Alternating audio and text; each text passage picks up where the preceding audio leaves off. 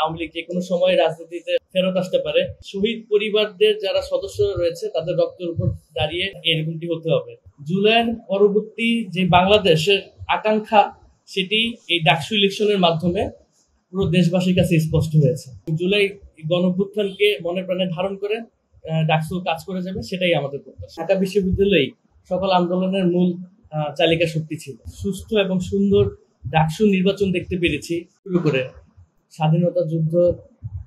2024-এর গণঅভ্যুত্থান,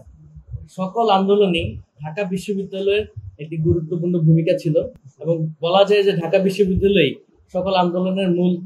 চালিকা শক্তি ছিল। তো সেই জায়গা থেকে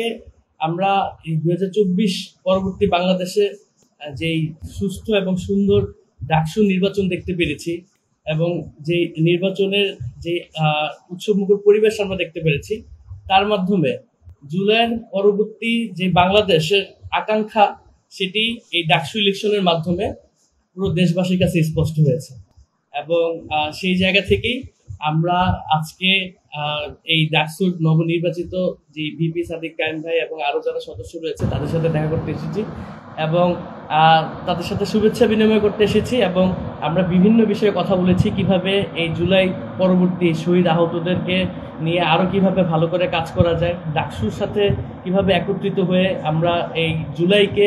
আরো কিভাবে ফুটিয়ে তুলতে পারি মানুষের সামনে, আরো কিভাবে বাঁচিয়ে রাখতে পারি, সেইগুলো নিয়েও আমাদের মাঝে আলোচনা হয়েছে এবং আমরা সকলেই আসলে এক জায়গা থেকে আমাদের মধ্যে বিভিন্ন রকম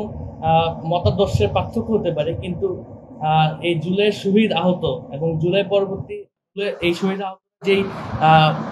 নতুন বাংলাদেশের স্বপ্ন দেখেছে, সেই নতুন বাংলাদেশের বাস্তবায়ন করার জন্য আমরা সকলেই সবার জায়গা থেকে এবং আমরা সবসময় একসাথে কাঁধে কাঁধ মিলিয়ে কাজ করে যাব এবং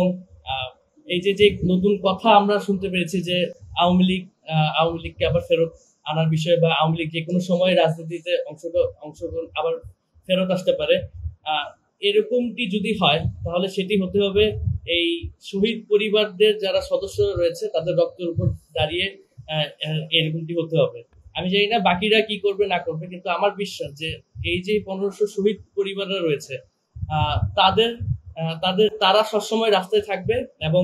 তাদের রক্তের উপরে একমাত্র সম্ভব এই আওয়ামী লীগকে আবার পুনর্বাসন করা, এ ব্যতীত সম্ভব নয়।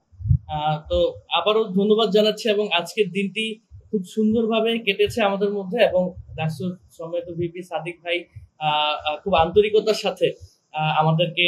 এখানে গ্রহণ করেছে এবং আমাদেরকে পুরো ডাকসুটা ঘুরিয়ে দেখিয়েছে এবং ডাকসুর যে মিউজিয়ামটি হয়েছে জুলাই গণঅভ্যুত্থান নিয়ে, সেই মিউজিয়ামে আপনারা যদি যান দেখতে পারবেন বিভিন্ন শহীদদের এবং জুলাইয়ের যেই মেমোরি ছিল সেই মেমোরিগুলো ফুটিয়ে তোলা হয়েছে এবং এটি ডাকসুর ভিপি সাদিক কায়েম ভাইয়ের নেতৃত্বে এই মিউজিয়ামটি করা হয়েছে, যার কারণে পুরো শহীদ পরিবারদের এবং প্রশাসন এবং সাদিক কায়েম ভাই ওনাদের নেতৃত্বে এই মিউজিয়ামটি করা হয়েছে। তার জন্য পুরো শহীদ পরিবারদের পক্ষ থেকে আমরা এই ডাকসু এবং এই ঢাকা বিশ্ববিদ্যালয়ের প্রশাসনকে আমরা আমাদের অসংখ্য ধন্যবাদ জানাচ্ছি। আমাদের একটাই প্রত্যাশা, আমাদের শহীদ এবং আহতরা